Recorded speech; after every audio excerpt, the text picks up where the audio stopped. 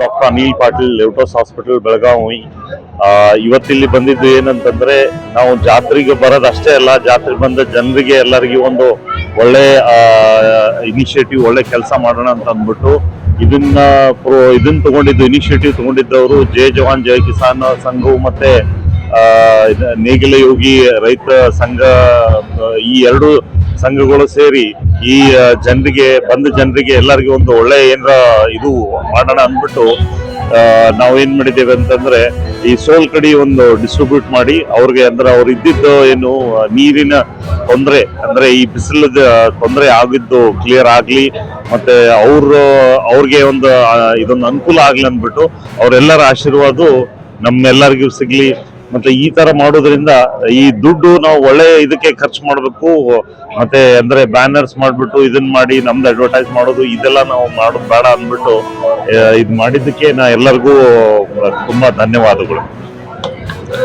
Presently the president of War Wounded Foundation, which is an NGO that looks after people who have been wounded in wars or operations. So I will tell you a little bit about my organization, and then we can follow up with question answers. To safeguard our country, our soldiers have made innumerable sacrifices, including the ultimate sacrifice of their life, as well as those being injured in wars and operations.